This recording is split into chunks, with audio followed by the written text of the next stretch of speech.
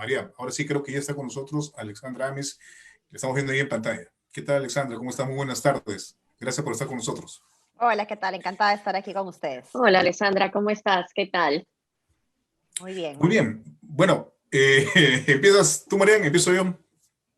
Bueno, no, estábamos un poco comentando precisamente uno de los temas que vamos a abordar con Alessandra y es esta situación que se ha generado en el Congreso de la República con un desacato a una resolución judicial y que ha motivado que la Fiscalía abra una investigación. Están pidiendo los nombres de los congresistas, la lista de los que votaron. En fin, ¿qué lectura le das tú a esto, Alessandra, y en qué podría terminar?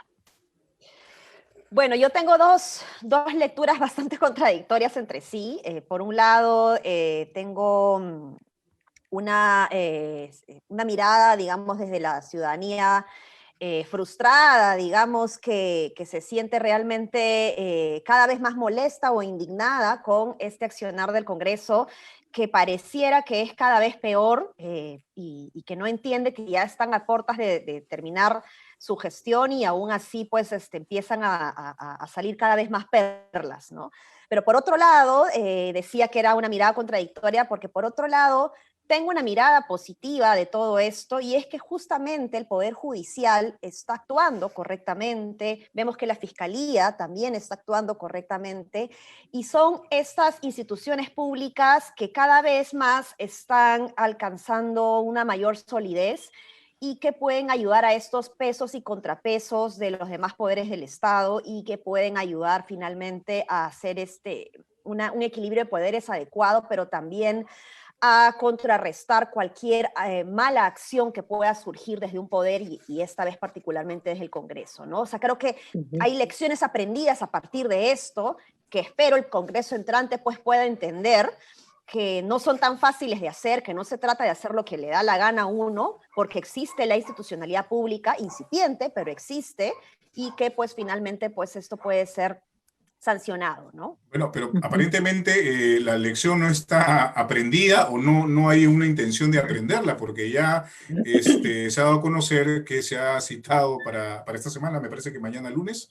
al fiscal Pablo Sánchez y también a la presidenta del Poder Judicial, la doctora Silvia Barrios, ¿no? Entonces, acá se está abriendo un frente más bien, creo, de batalla, más allá de lo que realmente deberían haber reflexionado respecto al respeto de las instituciones y del orden constitucional. ¿Cómo lo ves tú? ¿Cómo lo evalúas? Sí, efectivamente, ¿no? Como digo, pareciera que hemos tocado fondo y que ya no se puede accionar de peor manera y luego vamos a un piso más bajo, ¿no?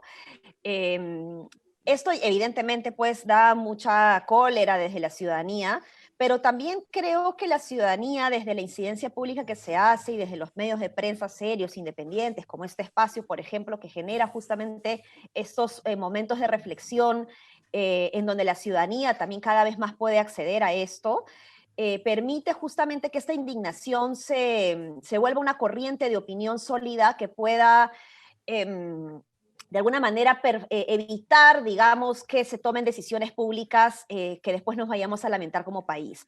El problema de la elección del TC evidentemente está alrededor de los individualismos o los intereses particulares que han tenido cada uno de los congresistas alrededor de esto y la repartija que puede haber atrás de esa situación.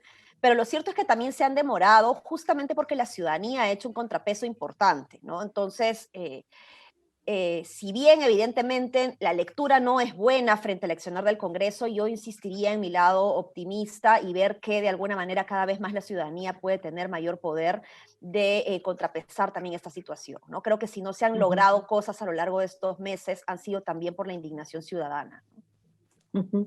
Te planteo una pregunta. El politólogo estadounidense Steven Levitsky ha considerado que un gobierno de Castillo será débil porque no va a tener una mayoría en el Congreso. ¿Tú cómo consideras que podría darse este eventual gobierno de Pedro Castillo? ¿Va a poder trabajar? ¿Le van a poner zancadillas? ¿Existe la posibilidad que plantean algunos de que en los primeros meses haya un intento de vacancia incluso? No solamente débil porque no tiene mayoría en el Congreso, sino yo añadiría que es débil porque no tiene claridad respecto a las políticas públicas que quiere trabajar, y eso genera mucha incertidumbre a la interna y le impide justamente hacer ciertos consensos y llegar a concesiones con aquellos partidos o con aquellos sectores que no le han dado el voto necesariamente ni en la primera ni en la segunda vuelta, ¿no? Estamos hablando evidentemente de un presidente o de un ejecutivo que entra con una minoría en el Congreso, pero ya no esta vez con un Congreso fragmentado como lo hemos tenido en estos 5 años, sino en donde la mayoría está totalmente en contra de Pedro Castillo, ¿no? Entonces, no le auguro un buen futuro definitivamente. Creo que las posibilidades de que sea vacado antes de que termine su mandato son muy altas, pero no... Es, Pero es no pre- y es preocupante, disculpa que te interrumpa, Alexandra, es sí. preocupante que, eh, digamos, luego estos 5 años en los que han habido todas esas situaciones que han puesto a 4 presidentes finalmente en 5 años, hablamos de Kuczynski, hablamos de Vizcarra, hablamos de Merino, hablamos de Sagasti, tengamos ya luego de este quinquenio, a días de cumplir el bicentenario, que seguir hablando del tema de la vacancia, De ¿no? una posible vacancia. O una posible vacancia como si fuera algo tan normal y tan natural, apretar el botón rojo y que todo explote, ¿no? En ese sentido, ¿cómo evalúas tú estas palabras de Keiko Fujimori, que ha señalado que, bueno, o sea, en líneas generales no va a aceptar los resultados del Jurado Nacional de Elecciones que podrían proclamar finalmente a Pedro Castillo como próximo presidente del país, ¿no? Si ya tenemos un Congreso de estas características que tú nos estás señalando, bueno, ¿qué abona las palabras de Keiko Fujimori frente a su posición respecto a los resultados de las elecciones? Bueno, era de esperarse que ella no vaya a acatar, digamos, los resultados o lo que la proclamación del Jurado Nacional de Elecciones. Esto era de esperarse. Pero el principal problema no es ese, ¿no? Trump en Estados Unidos sigue sin aceptar los resultados electorales, ¿no? El problema es que tanta bola le damos a estos loquitos que gritan fraude, fraude, ¿no? Creo que aquí va a ser muy necesario justamente que los medios de prensa y las corrientes de opinión pública pues puedan poner a estos loquitos en su lugar y empezar a construir esta legitimidad que se necesita, no por Pedro Castillo, sino por la gobernabilidad en general, ¿no? No la tiene fácil Pedro Castillo, porque además de no tener, como habíamos mencionado hace un ratito, la mayoría en el Congreso, y porque no tiene claro realmente qué cosa va a hacer, cuál es su política de gobierno, no hay claridad alrededor de eso.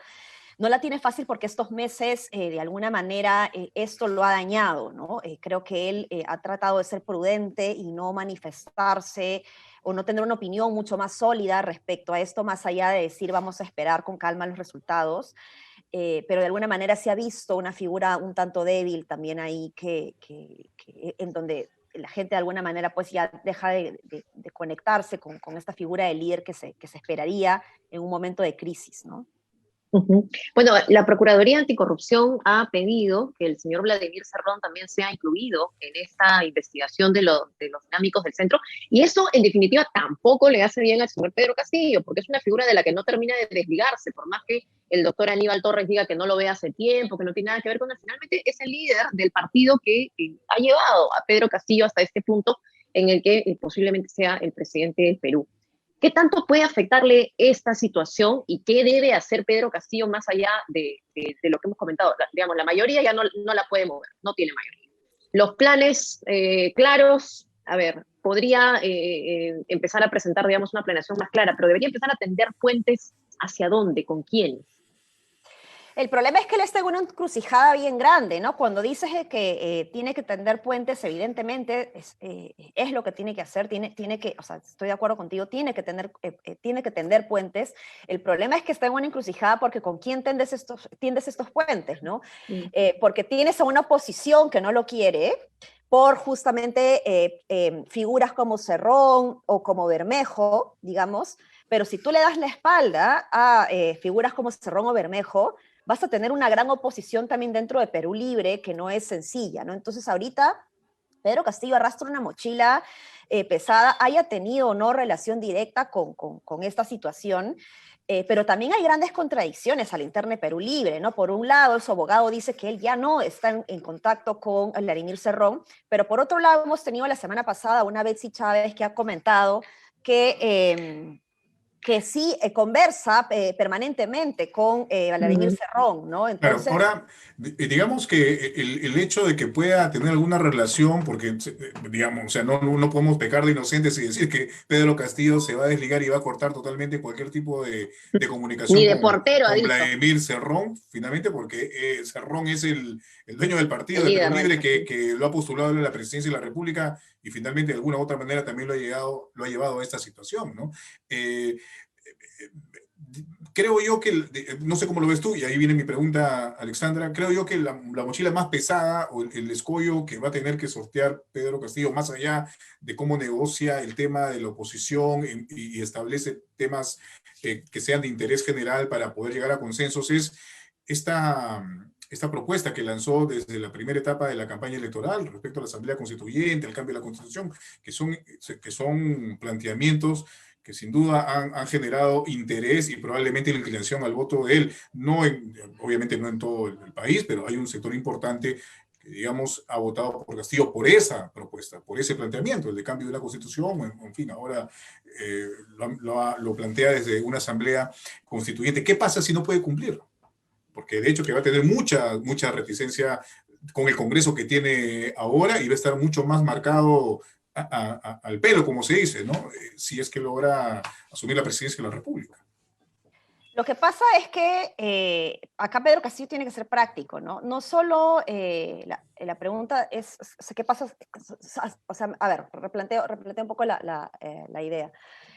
El problema de Pedro Castillo ahora, por eso insisto en la encrucijada en la que está, es que él tiene efectivamente, como dices, esta promesa que ha hecho respecto al cambio de constitución, pero realmente sería suicida aferrarse a esta idea en un contexto en donde tiene una falta de legitimidad, una falta de apoyo o una gran oposición muy grande, no solamente dentro del Parlamento, sino dentro de los otros sectores o poderes fácticos que también confluyen de alguna manera para aprobar o desaprobar ciertos cambios institucionales que se dan a la interna del sector público, particularmente en el Parlamento. Entonces, insisto en que esto sería suicida porque si él es práctico, como digo, no va a poder alcanzar los votos necesarios para esto, y aferrarse a esto lo va a desgastar tanto que puede terminar siendo pues la razón por la que terminen por vacarlo, ¿no? Por Claro, ya pero de eliminar, otro lado podría expectorarlo, tomarse como digamos, una, ¿no? pero de otro lado podría tomarse como una Como traición. una traición, Eso es lo que es que me lo que le refiero. O parece sea, mala. está en una situación sumamente peligrosa, Exactamente, ¿no? exactamente. Entonces acá él va a tener que hacer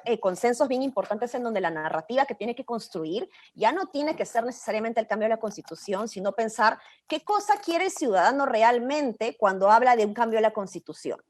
Entonces, evidentemente lo que quiere el ciudadano es que los servicios de salud funcionen mejor y que sean gratuitos, la educación de la misma manera, que ya no podamos tener tantos abusos como existen dentro del sector privado hacia los consumidores.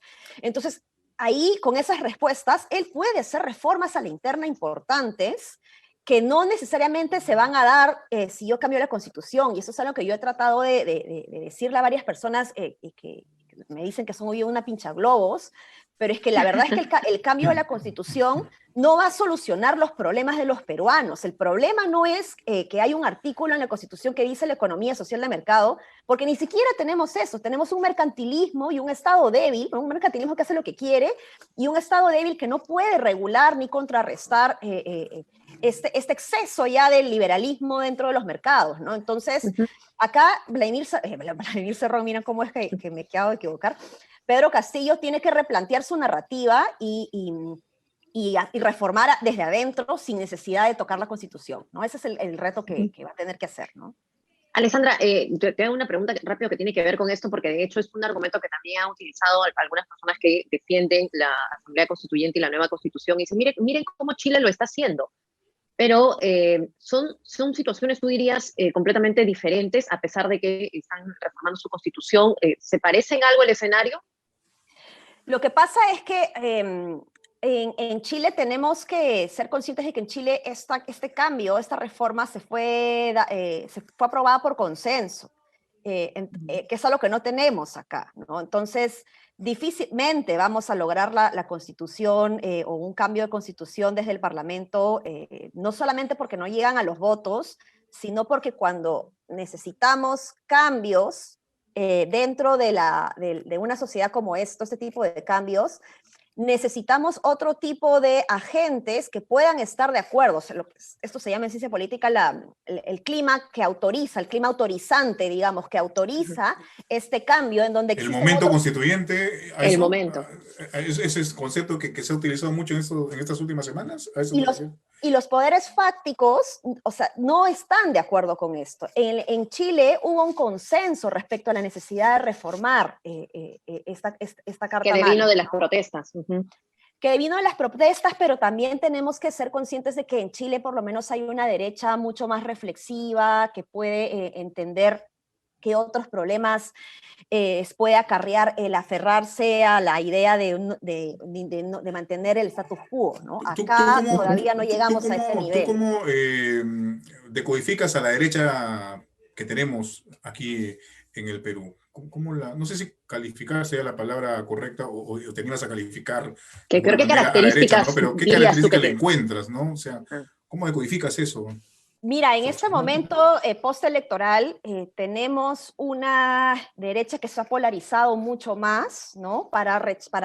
Que necesita rechazar al otro para definirse mejor, de alguna manera, ¿no? Entonces, en esa necesidad de rechazar al otro y tildar de comunista a todo el mundo, termina pues cayendo en una trampa que no le permite a la derecha generar reflexiones asertivas o acertadas para hacer estrategias que permitan su propio beneficio, ¿no? Y Entonces, ahora creo que o sea, hay un grupo importante, no sé, en todo caso de Lima, que apoya a esta manera, estas maneras que tú describes de esta derecha, y hay otro porcentaje, otro sector que se queda callado frente a esto, que también puede tener ideas de esta naturaleza, pero se quedan callados. O sea, no hay un centro, digamos, que pueda equilibrar las cosas. Me parece que por ahí puede ir el tema de los extremos, ¿no? De lo que hemos visto, los excesos que hemos visto. claro, el problema cuando el clima se polariza demasiado no da pie, no da cabida a que exista un centro que termina siendo, que al primer intento termina siendo utilizado de piñata. Yo un poquito lo estoy viviendo, ¿no? Y creo que esas voces tienen que multiplicarse sin duda, ¿no? Claro. Tienen Y que este sería el multiplicarse. momento, digamos, frente a todo lo que se está viviendo, la narrativa que se ha construido y que creo yo ha hecho un tremendo daño a la institucionalidad, ¿no? Poniendo en tela de juicio la labor que se desarrolla desde las instituciones electorales, ¿no? La OMPE en un primer momento y en este último tramo el Jurado Nacional de Elecciones, ¿no? Sí, ahora lo que toca es que Pedro Castillo pueda trabajar una agenda en donde tiene que hacer consensos, ¿no? Y la narrativa, el cambio de narrativa no significa necesariamente cambiar de principios, ni despreciar o defraudar a sus electores, sino que tiene que ser una narrativa más de los cambios que yo necesito hacer a la interna dentro de la gestión pública, que yo dentro del Ejecutivo puedo hacer, más allá de las necesidades de cambio que voy a tener que hacer con otros sectores que no me van a dar ese espacio, ¿no? Alessandra, no sé si tú llegaste a escuchar las declaraciones del abogado Julián Palacín, que estuvo el viernes en los exteriores de la Casa de Breña de Pedro Castillo, y ha anunciado que iba a dejar en ese momento un documento al Ministerio de Transportes exigiéndole una investigación a un medio de comunicación y a un periodista en específico sobre... uy, ¿qué pasó ahí? Se ha colado el audio. ¿Sí? Se ha colado, que nos están troleando. ¿Qué pasa? Bueno, entonces te hacía la consulta sobre esto que ha anunciado y que además ha dicho, dentro de lo que comentaba en ese momento, los periodistas que dicen mentiras tienen los días contados, ¿no? Y en fin, ha anunciado investigaciones, denuncias, posibles demandas. Este es un discurso positivo. ¿Te parece que esto ayuda? ¿Le quita... A ver, no ayuda a la imagen de Pedro Castillo? ¿Tú cómo lo ves? Es complicado porque es un tema bien sensible, ¿no? Tocas a la libertad de prensa de alguna manera y te ganas pues la enemistad de un poder fáctico bien importante como son los medios de prensa.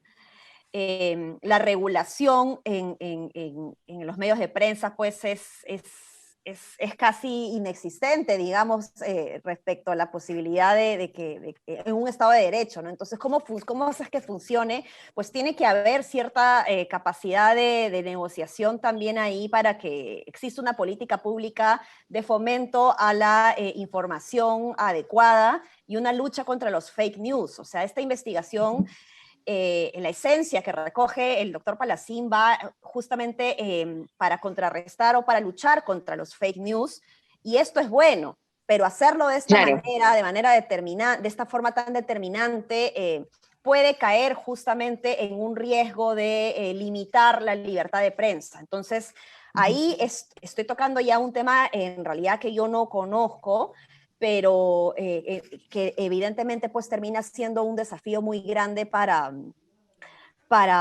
hacer estos pesos y contrapesos en donde yo creo mucho más allá de lo que puede hacer el gobierno, la capacidad de regulación que puede fomentar o la autorregulación que puede fomentar la propia sociedad civil, mientras el Estado puede impulsar justamente mayores mecanismos de comunicación para que más gente pueda acceder o tenga más oportunidades de informarse mejor, ¿no? Ahora, ¿qué posibilidades, Alexandra, frente a esta demora debido a todos los pedidos de nulidad, de impugnaciones que se presentaron ante el Jurado Nacional de Elecciones en esta segunda vuelta electoral, qué peligros traen, ¿no?, para el próximo gobierno? Porque finalmente ya estamos casi a quincena de julio y todavía no hay ningún tipo de comisión instalada de transferencia de gobierno a gobierno. Esto es peligrosísimo porque finalmente ¿cómo va a quedar esto en medio de una pandemia, en medio de una situación económica terrible que, como consecuencia de esta pandemia que vimos ya año y medio, ¿no? Es irresponsable, es inaudito. ¿Cómo lo ves tú? ¿Qué tan peligroso es esto, no? ¿Qué se va a tener que hacer finalmente? Porque estos trabajos tenemos entendido que duran un tiempo más o menos prudente como para poder estar al tanto de todo lo que se deja del gobierno anterior y va a asumir el nuevo gobierno, ¿no?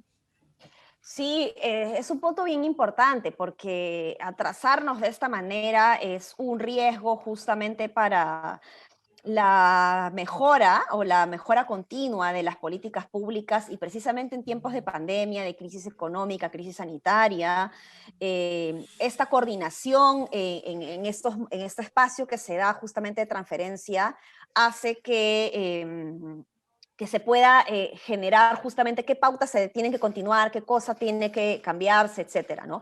Cuando no tienes este espacio o este espacio se te reduce, la situación es bastante complicada, ¿no? Entonces aquí la única salida que podemos tener justamente es la de poder dejar a los ministros un buen tiempo, yo diría de 4 a 6 meses, para que se pueda hacer una transferencia mucho más ordenada.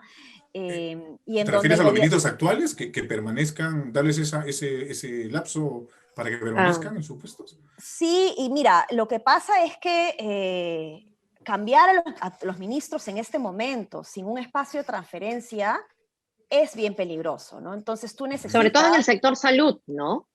efectivamente, sobre todo en el sector salud, pero también existen otros sectores que son muy importantes para salir de la crisis, que no están siendo tan visibilizados, ¿no? Como es agricultura, como es el MIDIS, que son lugares, él mismo produce, que son ministerios clave, pero invisibles, ¿no? A los que se les presta menos atención.